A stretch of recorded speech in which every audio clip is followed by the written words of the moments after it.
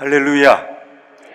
찬양대가 찬송하고 또 기악하고 또 이렇게 하나님 영광 돌리는데 앞에서 우리 방종현 성도님이 흐뭇하게 이렇게 웃고 계세요. 얼마나 그 모습이 천사 같은지. 여러분, 우리가 이 찬송을 들으며 음악을 들으며 정말 하나님과 함께 하나 된 마음으로, 그렇죠? 여기 찬양대가 본인들만 찬송을 하는 게 아니고 우리와 연합해서 지금 같이 찬양을 하는 거거든요. 그래서 하나님 영광 돌리는 거죠. 뭐 여기 폼 잡고 있으라고 여기 있는 거 아니에요. 그리고 다 같이 연합하는 거예요. 악기와 찬양대와 온 성도들이. 그런데 그 모습을 바라보면서 하나님 영광 받으신 모습을 생각하며 우리 방성도님이 아주 흐뭇하게 웃으시는데 천사가 거기 앉아 있는 줄 알았어요, 제가. 야, 여러분 얼마나 감사한지. 우리 안에 이와 같이 놀랍게 우리를 향한 사랑과 계획이 2026년에 충만하기를 주의 이름으로 축복합니다. 새해가 밝았잖아요. 병원이야 뭐 말띠해라 뭐 어쩌고 그러는데 더군다나 뭐 빨간 말이래요. 그래서 제가 오늘 빨간 넥타이를 하고 왔는데 그런데 여러분 모르겠어요. 그건 뭐 잘 모르겠고, 새해가 이제 시작되고 저와 여러분들 이 첫 번째 주일, 역사의 주관자 되시는 하나님께서 저와 여러분 가운데 주일을 선물로 주셨기 때문에 여기 있는 줄로 믿습니다. 더군다나 주님의 피로 값주고 사신 이 성전, 복된 교회 위에 저와 여러분, 하나님께서 성도 여러분 한 분 한 분을 환영하고 또 축복하시고 저와 여러분 뜨겁게 하나님의 은혜 가운데 충만하기를 주의 이름으로 간절히 바랍니다. 여러분, 우리는 성탄절기를 지내고 있잖아요. 이번 주 이제 오늘까지가 성탄주일 두 번째 주일이 됩니다. 예수 그리스도께서 구유에 오셨던 그 놀라운 사건, 그것을 우리가 환영하고 그 신비를 경험하게 되는 계절, 또 새해의 문턱을 막 넘어가고 있는 그런 시간적인 공간 속에 있습니다. 여러분 달력이 바뀌고, 여러분 달력 다 바꾸셨죠? 네, 새해 달력으로 다 바뀌었어요. 아직도 안 바꾼 분들 1월달 달력이 지난해 걸려 있기 때문에 안 바꾸신 분들도 있을 수 있겠습니다만, 새 달력이 바뀌고 그리고 시간이 바뀌고 숫자가 바뀌게 되면 저와 여러분들이 마음에 아주 다짐을 해요. 아주 비장하게 각오를 합니다. 새해에 더 성실하겠다, 올해는 더 건강하겠다, 올해는 사업을 위해 열심히 하겠다. 여러분 이와 같이 뭔가를 다짐하잖아요. 저와 여러분 가운데 송구영신 예배 때도 뭘 또 다짐한 것들이 있을 겁니다. 내가 이런 일들은 좀 더 해보겠다. 그래서 할 목록들을 쭉 적어보죠. 그래서 올해는 이런 일들을 잘 이루겠다. 왜 그렇게 합니까? 지나간 해 그게 잘 안 됐기 때문에. 그래서 이제는 후회하지 않고 그 일들을 더 잘해보겠다고 하는 그런 몸부림을 하는 거죠. 숫자의 의미를 두면서 더 나은 생활을, 더 나은 삶을 위해서 무엇인가 지난해 잘못했기 때문에 이건 더 잘해보겠다. 그러니까 여러분, 지난해는 건강을 향해서 뭘 잘못했다 그럼 올해는 건강하기 위해서 뭘 해보겠다. 그래서 올해는 콜라를 좀 끊어보겠다. 이 목사의 고백입니다. 큰일 났네. 이거를 입으로 내뱉었으니 어떡하나. 네, 제가 결단을 하는 겁니다. 한번 그래도 이런 것들은 건강을 위해서 뭐든, 그 회사를 제가 뭐라고 하는 게 아닙니다. 그러니까 오해하지 마시고 드실 분들은 다 드세요. 괜찮아요. 그런데 저와 여러분 가운데 이런 결단들이 숫자가 바뀌면 있단 말이죠. 또 해가 바뀌면 더 많이 해보겠다, 더 열심히 하겠다, 그런 일들이 있습니다. 그런데 여러분 생각해 보십시오. 숫자가 바뀌고 내가 어떤 해야 할 목록들, 결심하는 목록들이 내게 있다고 해서 내 안에 목마름이라든지 내 안에 갈증이라든지 또는 내 안에 실존적인 어떤 존재의 변화가 일어나느냐 말이에요. 2026년이라고 하는 시간이 저와 여러분 가운데 다가왔어요. 그러면 2025년 12월 31일과 2026년 1월 4일 오늘 내가 바뀌어 있느냐는 얘기예요. 존재적으로. 뭘 결단은 어지간히 많이 했어요. 뭐 해보겠다고 뭐 엄청난 아주 진지한 결심들은 다 했지만 내 존재가 바뀌어 있느냐는 거예요. 여러분, 내가 뭐 해야 할 목록을 정했다고 내가 바뀐 게 아니다, 그 얘기예요. 시간이 바뀌었다고 내가 지금 바뀌어져 있는 게 아닙니다. 제가 산티아고 800km를 가기 전에 결단했어요. 내가 이 800km 40일을 다 완주하고 난 다음에는 내 존재가 바뀔 것이고 내가 새롭게 될 것이고 내가 완전히 거듭난 인생이 될 것이다. 천만에 만만에 40일 다 지나고 났더니 40일 전이나 40일 후나 제가 똑같은 나가 있는 거예요. 그렇다고 헛심을 쓴 건 아니겠습니다. 그렇게 결단을 하는 것이 또 중요한 일들이긴 하지만, 그런데 여러분, 우리가 뭔가를 해야 할 목록을 정했다고 결심을 했다고 내 삶이 바뀌고 내 존재가 바뀌는 거 아니란 말입니다. 그런데 오늘 말씀을 통해서 하나님께서 저와 여러분 가운데 2026년에 이 목사 이거 해야 돼, 이 목사 저거 해야 돼, 이런 거 결단해야 돼, 그래야 새로워져, 그래야지 뭐가 변화가 일어날 거야, 이렇게 하나님 우리를 내모시는 게 아니라는 얘기입니다. 나에게 무엇을 해야 할 목록, 무엇을 해야 할 doing, 이런 리스트를 정해주시는 것이 아니라 저와 여러분 가운데 본질적으로 하나님이 우리들에게 오늘 무엇을 질문하시고 계시느냐, 이 목사 뭐 계획한 거 있지, 뭐 이것저것 목록 정해놓은 거 있지, 그거 말고 하나님께서 우리들에게 지금 본질적으로 질문하시는 건 너 누구냐, 너는 누구냐, 하나님은 나에게 누구이신가, 이게 본질적으로 내 안에서 충만하게 될 때 내 삶의 변화가 일어나고 내 삶에 놀랍게 새로워지는 역사들이 나타나게 되는 줄로 믿습니다. 저 멀리 계신 줄만 알았던 하나님, 나와 관계 없었던 것 같았던 하나님이 아예 짐을 싸 짊어지시고 우리 안으로 오신 사건, 그게 바로 신비한 성육신, 성탄의 사건 아니겠습니까? 사랑하는 여러분, 말씀이 육신이 되고 저와 여러분 가운데 장막을 치시고 텐트를 치시고 저와 여러분 가운데 임마누엘 함께 하시는 이 놀랍고 아름다운 사건, 이거 신비한 겁니다. 제가 오늘 그 말씀을 드리려고 합니다. 그래서 이 놀랍고 신비한 사건이 저와 여러분 가운데 이루어짐으로 인생이 바뀌고 우리의 운명이 전환이 되고 새로운 삶의 역사가 저와 여러분 가운데 2026년에 펼쳐지기를 주의 이름으로 축복합니다. 여러분, 저와 여러분 2026년에 세상은 여전히 저와 여러분들을 그렇게 정의할 거예요. 연봉은 얼마나 받으세요? 직책은 뭐예요? 또 과거에 어떤 일들을 했어요? 이력서는 어떻게 됩니까? 이걸로 우리를 정의하려고 할 겁니다. 그런데 하나님은 그것으로 우리를 정의하시는 분이 아니고 새로운 거룩한 하나님의 놀라운 신분증 주시는데 위로부터 부어주시는 하나님의 자녀가 되는 권세, 그것이 저와 여러분의 신분이고 정체성이고, 저와 여러분이 세상에서 뭘 하고 어떤 직책을 하고 이게 다 귀한 것이지만 그거보다 더 본질적인 거, 내가 하나님의 자녀요, 위로부터 부어주신 하나님의 자녀된 권세가 저와 여러분 가운데 있는 줄로 믿으시길 주의 이름으로 축복합니다. 그래서 2026년에 세상이 우리를 도전할 겁니다. 압도하는 일들이 우리 가운데 밀려올 겁니다. 그러나 그것보다 더 크고 그것보다 더 위대하고 그것보다 더 넓으신 하나님의 은혜 위에 은혜가 저와 여러분을 덮어주셔서 인생의 어른 모든 문제들 가운데 있는 것들을 주께서 다 거두시고 새롭게 하시고 굳세게 하시는 그 회복되는 역사, 그것이 저와 여러분 가운데 있기를 주의 이름으로 축복합니다. 여러분, 우리가 너무나 익숙하게 예수님이 이 땅에 오셨다, 하나님이 이 땅에 오셨다, 말씀이 육신이 되셨다, 이 사건은 도대체 우리들에게 어떤 걸까? 여러분, 말씀이 육신이 되는 게 쉬워요? 하나님이 이 땅에 몸을 입고 오는 게 쉬워요? 늘 쉽죠. 왜? 말씀이 늘 이렇게 있으니까 늘 듣고 익숙해져 있기 때문에. 그냥 그게 쉬운 게 아니에요. 요한복음 1장 10절 말씀에 그 사건을 이렇게 설명하죠. 그가 세상에 계셨다. 세상은 그로 말미암아 지은 바 되었으되 세상이 그를 알지 못했다. 여러분, 그가 세상에 계셨다는 얘기는 무슨 얘기일까? 바깥에 계시던 하나님이 우리 안으로 들어와 버리신 사건입니다. 어떤 위대한 소설가가 한 분 있는데요, 그분이 작품을 해요. 창작을 해요. 소설을 짓습니다. 그래서 소설을 잘 썼어요, 연필로. 그리고 소설 속에 세계를 창조하고 등장인물을 만들고 그리고 주인공을 세웠습니다. 그러니 그 작가는 소설의 안에 있는 거예요, 소설 밖에 있는 거예요? 소설 밖에 있죠. 창작을 하고 있지만 소설 밖에 있는 겁니다. 그게 우리가 일반적으로 생각하는 거예요. 그런데 어느 날 그 작가가 연필 내려놓고 자기를 그 책 속으로 들어가게 하는 거예요. 문장 안으로 들어가게 하는 겁니다. 가능해요? 불가능해요? 불가능하죠. 그런데 하나님이 당신이 창조하신 세계, 영원하신 하나님, 무한하신 하나님이 시간 안으로, 공간 안으로, 물질 세계 안으로, 육신 안으로 들어와 버린 사건, 그러니 이게 여러분 이해가 됩니까? 불가능한 일이잖아요. 우리가 납득할 수 없는 일이잖아요. 소설가가 어떻게 연필 내려놓고 자기가 쓴 작품 안으로 걸어 들어갑니까? 그게 안 되는 거죠.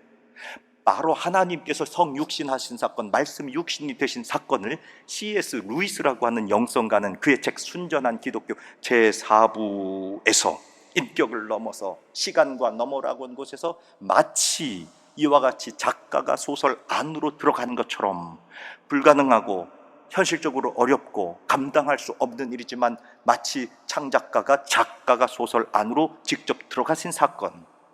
그래서 셰익스피어가 햄릿을 작품을 썼을 때 그때에 햄릿이 셰익스피어를 이해하려면 어떻게 해야 되느냐, 셰익스피어가 햄릿 그 작품 안으로 들어가야만 햄릿이 셰익스피어를 이해할 수 있죠.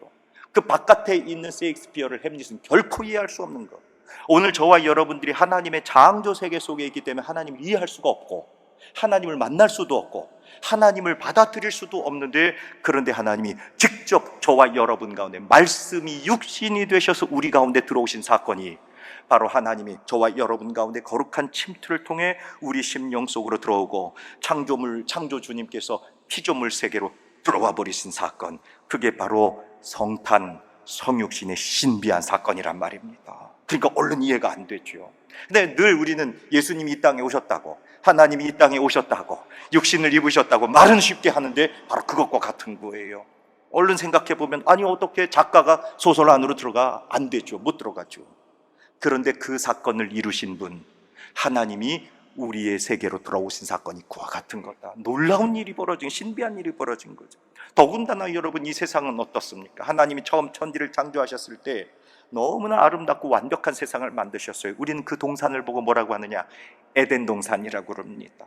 에덴이라고 하는 말은 히브리어인데 원래 그 글자의 뜻은 행복이라고 하는 뜻입니다. 여러분, 인간이 죄를 범하게 되고 어디서 쫓겨나게 돼요? 에덴 동산에서 쫓겨나지 않습니까? 그래서 인생은 끊임없이 지금도 올 한해 여러분 1월 1일 날 올해 뭐 해지고 싶어서요? 행복해지고 싶었잖아요. 그래서 사람들이 세상에 뭐 일출되는데 가서 보면서 올해는 우리 가족이 더 뭐 하게 해주세요? 행복해지게 하세요. 우리 자녀가 행복해지게 하세요. 여러분, 왜 인생들은 끊임없이 행복을 찾아요? 행복 동산에서 쫓겨났기 때문에, 에덴 동산에서 벗어났기 때문에 행복을 찾으러 가는 겁니다. 그런데 그 행복을 다시 찾으려면 어디로 가야 되겠습니까? 에덴 동산, 행복 동산으로 가야죠.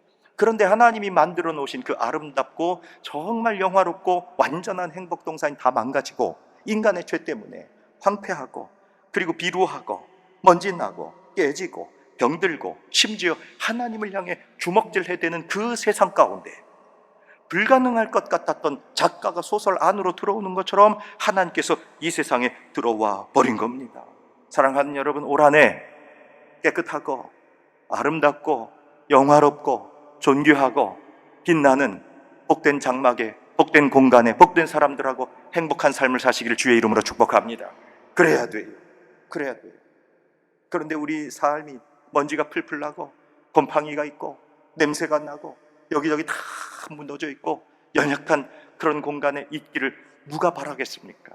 여러분, 저는 축복합니다.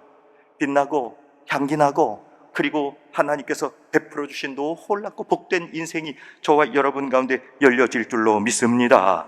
그런데 이렇게 연약한 죄가 가득하고 다 무너지고 병들고 깨지고 상한 이곳으로 하나님이 저와 여러분 가운데 들어오셨단 말입니다. 이게 복음의 핵심이에요. 하나님께서 우리 가운데 들어오신 사건. 여러분, 저와 여러분들이 다 깨끗해지고 완벽하고 무엇을 이루었기 때문에 하나님 우리를 찾아오신 게 아니라, 내가 아직 연약하고 내가 아직 죄 가운데 있고 하나님과 원수가 되고 하나님과 불편하고 하나님 앞에 온전히 완전하지 못한 그런 인생 가운데 하나님이 깨진 우리 안에 들어와 버리셨단 말입니다.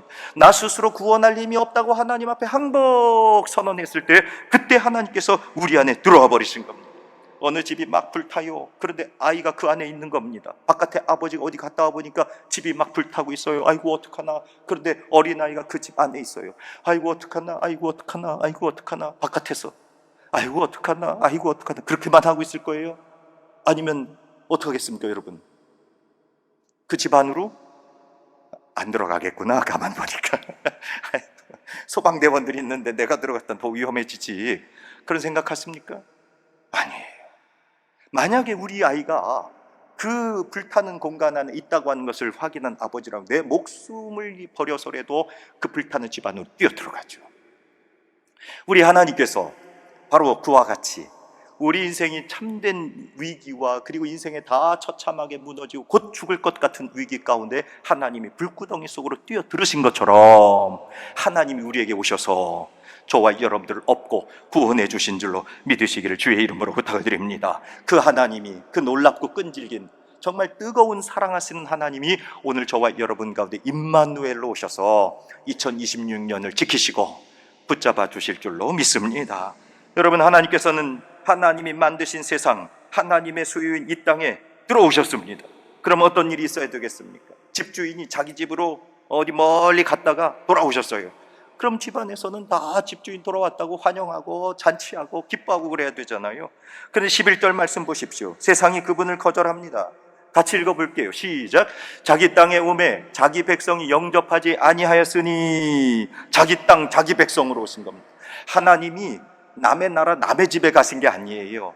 당신이 만드신 당신의 집으로 가신 겁니다. 그리고 당신의 백성들 안에 들어가신 겁니다. 당신이 설계하고 당신이 창조하신 당신의 호흡으로 돌아오신 겁니다. 그런데 어떤 일이 벌어졌어요? 마치 먼 나라에서 아버지가 열심히 피땀 흘려 돈을 모아가지고 집으로 보냈어요. 그래서 그 집을 잘 짓고 자녀들이 잘 살고 있었습니다. 그런데 어느 날 일을 마친 아버지가 집에 돌아오셔서 텅텅텅 아빠 돌아왔다 그랬더니 안에서 하는 말이, 누구세요? 우리는 당신을 모릅니다. 나가주세요. 이런 일이 벌어진 겁니다.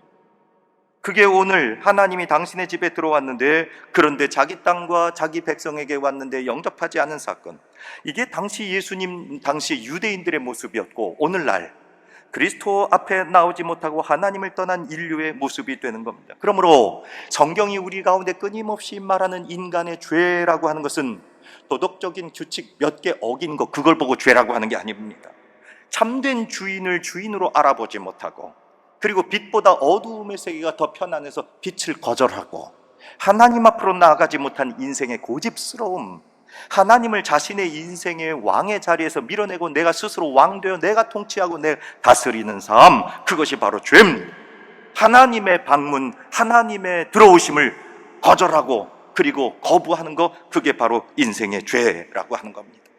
사랑하는 여러분, 그런데 하나님은 이 거절당함 앞에서 그저 물러서지 아니하시고 오늘 여러분들에게 놀라운 말씀을 허락하시는데, 12절 말씀 우리 같이 읽어보도록 할게요. 12절 같이 읽어보겠습니다. 시작. 영접하는 자, 곧 그 이름을 믿는 자들에겐 하나님의 자녀가 되는 권세를 주셨으니. 아멘. 복음의 핵심이죠. 두 가지 단어가 있습니다. 하나는 영접이고 하나는 권세입니다. 영접은 믿음이라고 할 수가 있겠습니다. 저와 여러분의 인생을 바뀌는, 완전히 바뀌는 두 가지 단어, 영접, 곧 믿음입니다. 여러분이 영접은 무엇일까? 믿음은 무엇일까?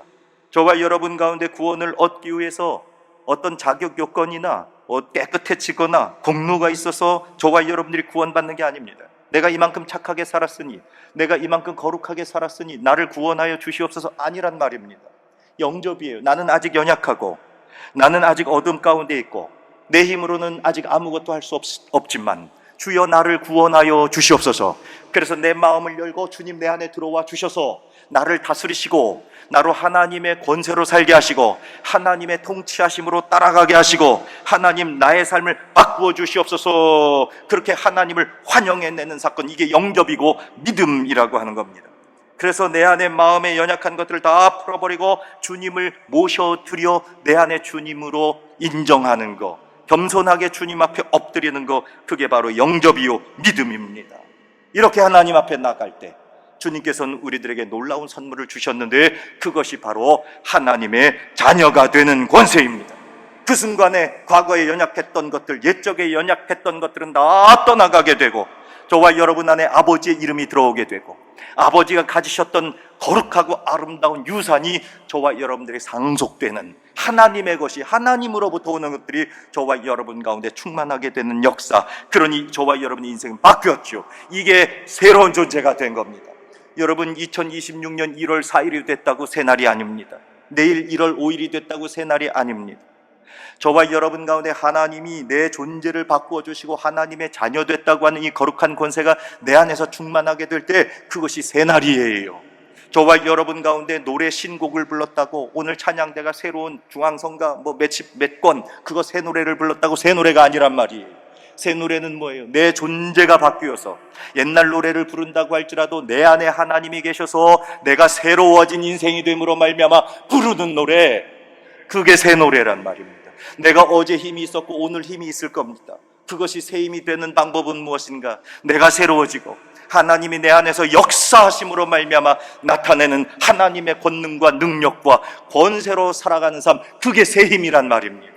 사랑하는 여러분, 오늘 저와 여러분 안에 이와 같이 혈통이나 육정이나 사람의 뜻이 아닌 오직 하나님께로부터 나서 하나님이 주시는 거룩하고 아름다운 권세, 너는 내 아들이다, 너는 내 딸이다, 이것이 하나님의 자녀가 되는 것에 하나님이 우리들에게 허락해 주신 신분증 라이센스란 말입니다.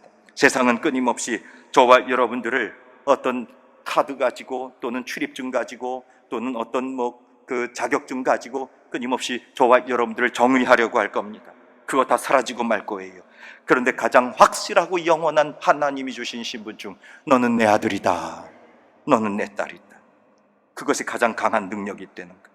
저와 여러분들이 이와 같이 하나님의 자녀가 되는 권세를 얻게 된 줄로 믿으시길 바랍니다. 어떻게? 14절 말씀이에요. 말씀이 육신이 되어 우리 가운데 거하심에 우리가 그의 영광을 보니 아버지의 독생자의 영광이요 은혜와 진리가 충만하더라. 말씀이 육신이 되어버리신 겁니다. 아까 말씀드린 것처럼 하나님은 저 멀리에서 저와 여러분들 무슨 벼락을 치고 번개를 치듯이 빠작 이렇게 여러 명령하시는 게 아니란 말이에요. 하나님이 말씀이 육신이 되신 것, 작가가 소설 안으로 들어가 버리신 것처럼 불가능한 사건이 저와 여러분 안에 들어온 겁니다. 만물을 지으신 주님께서 피조물인 인간의 몸을 입으시고 온 우주를 다 담아도 부족한 그 광대하신 하나님이 연약한 여인의 복중으로 당신을 밀어 넣어버리셔서 인간 속으로 들어와 버리신 겁니다. 자신을 가장 겸손하게 하셨고 자신을 가장 크게 비우셨고 자신을 가장 낮추신 사건, 그래서 우리 안으로 들어와 버리신 사건, 말씀이 육신이 된 겁니다. 왜 주님은 그렇게 육신을 입으셨을까?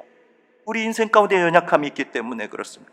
저와 여러분 삶 가운데 고통이 있죠. 피곤하죠. 배고프죠. 어떤 경우에는 사랑하는 가족을 잃고 아직도 슬퍼하고 눈물을 흘리는 이들이 있을 겁니다. 그런데 우리 주님이 바로 육신 안으로 들어와 버리심으로 말미암아 저와 여러분의 연약함과 눈물과 고통과 슬픔을 아시고 주님께서 그것을 다 구원하시기 위해 저와 여러분 가운데 들어오신 겁니다. 14절 뒷부분에, 중간 뒷부분에 보니까 하나님께서 저와 여러분과 장막으로 들어오셨다, 거하셨다 하는 말씀이 있어요. 옛적에 모세 시절의 말이죠. 광야에 하나님이 거기다 텐트 하나 쳐라, 내가 그리로 들어갈게, 그리고 만드신 게 성막이잖아요. 그래서 이스라엘 백성들이 광야를 돌아다닐 때 거기 텐트 안으로 하나님이 들어가 버리셨어요. 그래서 이스라엘 백성들이 집을 걷고 움직이면 하나님도 같이 움직이시고, 그리고 이스라엘 백성들이 짐을 내려, 물론 하나님 먼저 이동하셨지만 하나님이 같이 이동하시는 역사들이 일어났습니다. 그게 옛적에 하나님이 텐트 안으로 당신을 집어넣으신 거죠. 그런데 이제 하나님께서 거하심의, 이게 스캐너라고 하는 헬라어인데요, 하나님이 텐트를 치셨다, 우리 가운데 텐트를 치셨다. 무엇으로? 예수 그리스도의 몸 안에다가, 예수 그리스도의 육신 안에다가 당신의 성막 두시고 하나님이 우리 가운데 내려오신 사건. 사랑하는 여러분, 과거에는 광야 텐트 안에 거하셨던 하나님께서 이제는 예수 그리스도 몸을 입고 저와 여러분 가운데 장막으로 매일매일의 삶 가운데 함께 하심을 믿으시기를 바랍니다. 여러분들이 땀 흘려 일하는 회사 책상, 거기에도 우리 주부들이, 아니 주부들만 하는 게 아니라 어떤 분들이 주방에서 밥솥 운전을 하시든지, 그 남자든 여자든 다 할 수 있는 거예요. 요즘에는 주부들이라고 얘기하는 건 좀 잘못된 것 같아요. 어쨌든 누구든지 주방에서 여러분들이 밥솥을 운전하시든지 아니면 세탁기를 운전하시든지 아니면 공부를 하든지 아니면 운전을 하든지 아니면 저와 여러분 가운데 남모를 눈물을 흘릴 만한 그런 슬픔의 일들이 있을지라도 우리 예수 그리스도의 몸을 입으신 하나님께서 저와 여러분과 함께 하심을 믿으시기를 주의 이름으로 축복합니다. 그 높으신 주님이 말도 안 되는 일로 마치 작가가 소설 안으로 들어온 것처럼 저와 여러분 가운데 함께 하셔서 육신의 삶을 그대로 나타내시며 장막을 치신 함께 하시는 임마누엘 예수님, 그분이 저와 여러분과 함께 하심을 믿으시기를 주의 이름으로 축복합니다. 그러면 그와 같이 우리 안으로 들어오신 주님을 믿고 영접하여 하나님의 자녀가 된 권세 있는 백성들에게 하나님은 어떤 결론 축복 주시는가? 16절 말씀입니다. 우리 다 같이 16절 말씀 읽어볼까요? 16절 말씀 함께 읽겠습니다. 시작. 우리가 다 그의 충만한 데서 받으니 은혜 위에 은혜로라. 아멘. 여러분, 은혜 위에 은혜라고 하는 말은 은혜가 많다 이런 뜻이 아니라, 예를 들어서 모세가 광야 시대 때 하나님으로부터 율법을 받았습니다. 그 율법을 받았을 때 그 율법이 우리들에게 끊임없이 생각나게 하는 것은 인간의 죄입니다. 죄가 깨달아지게 하죠. 은혜예요. 여러분, 죄가 깨달아지는 것도 은혜입니다. 죄가 깨달아져야 됩니다. 그런데 율법은 죄가 깨달아지게는 했지만 죄 씻음의 구원은 우리들에게 허락하지 못해요. 은혜가 왔어요, 율법을 통해서. 그런데 예수 그리스도라고 하는 새로운 은혜와 진리가 저와 여러분 가운데 들어오므로, 율법은 우리의 죄를 깨닫게 했지만 예수 그리스도께서는 그 죄가 용서함을 받았노라. 죄를 깨닫게 했던 율법의 은혜 위에 예수 그리스도는 그 죄를 용서하시는 은혜로 저와 여러분 가운데 들어와 버리신 겁니다. 그러니 이전의 은혜가 덮어버린 것이죠. 오늘 2026년에 저와 여러분 가운데 어떤 은혜든지 이전 은혜보다 더 크고 복된 것들로 하나님이 은혜 위에 은혜로 덮어주실 줄로 믿습니다. 하나님께서 저와 여러분들 그와 같이 복 주시는 거죠. 지나간 한 해 하나님의 은혜로 2025년이 잘 지나간 줄로 믿습니다. 그럼 2026년엔 더 놀라운 은혜로 저와 여러분들을 덮어주시고, 고난의 파도도 물리쳐 주시고, 인생에 도전하는 일들도 하나님의 은혜로 덮어주시기를 주의 이름으로 축복합니다. 그래서 날마다 새로워지는 거죠. 마르지 않습니다. 저와 여러분의 필요를 채우고도 넘치는 하나님의 충만한 은혜. 세상은 끊임없이 저와 여러분의, 당신의 직책은 뭐요? 당신의 과거에는 뭐 했어? 당신 얼마 봐두어? 당신은 건강은 어떻습니까? 이런 거를 물을지 모르겠어요. 세상은 소유와 물질의 권세로 우리를 자꾸 평가하려고 합니다. 그러나 하나님은 하나님의 자녀가 되는 것에, 하나님이 저와 여러분 육신을 입으시고 너는 내 아들이다, 너는 내 딸이다 하는 이 진짜 정체성, 나는 누구인가? 너는 누구냐? 하나님의 자녀입니다. 창조주 하나님께서 그 거룩한 시공간을 꿰뚫고 들어오셔서 저와 여러분 가운데 침투하셔서 저와 여러분들 하나하나 찾아내신 줄로 믿습니다. 여러분, 세상이 예기치 않은 일들이 벌어질 겁니다. 오늘 행복하고, 오늘 즐겁고, 오늘 기쁘고 복된 일들로 저와 여러분들이 2026년에 가득하기를 축복합니다. 그런데 오늘 얘기하지 못한 일, 예기치 못했던 일들이 우리 앞에 닥칠 수 있어요. 예배 전에 우리 김동균 권사님 잠깐 말씀 나눴는데, 우리 김봉걸 권사님이 많이 위중하시다고 그래요. 기도해 주세요. 여러분, 어쩌든지 우리 삶에 그런 위기가 올 때도 있고, 또 우리 삶에 마주해야 할 당혹하고 어려운 일들이 있을 수가 있습니다. 그러나 어떤 순간에도 하나님은 저와 여러분과 함께 하셔서 주께서 지키시고 도우시고, 그래서 저와 여러분 새로운 일들, 세상이 우리를 초라하게 만들고 세상이 우리를 압박하고 세상이 우리를 압도한다고 할지라도, 여러분, 나는 그 작가이신 하나님이 소설 속으로 뚫고 들어오셔서 그 불가능한 일을 하셔서 찾아낸 사람, 그 사람이 누구예요? 이 목사예요?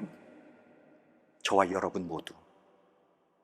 그러니 그 하나님이 저와 여러분들 찾으신 예수 그리스도께서 당신 생명 내주시고 구원하신 하나님의 자녀다, 이 놀라운 증거로 여러분 은혜의 몸과 마음을 맡기셔서 올 한해 어떤 도전이 와도 승리하는 우리 온 성도들 되시기를 주의 이름으로 축원합니다. 거룩하신 하나님, 하나님 말도 안 되는 역사에 침투하심으로 우리를 찾아오셔서 하나님의 자녀 삼으시고 그 은혜 위에 은혜를 덮어버리셔서 복되고 존귀한 삶을 살도록 우리를 인도하여 주셨으니, 오 주여, 이 놀라운 은혜 앞에 내가 하나님의 자녀임을 고백하고 그 믿는 확신의 은총으로 올 한해 승리하며 주님 찬송하며 살게 하옵소서. 우리 구주 예수 그리스도의 이름으로 기도합니다. 아멘.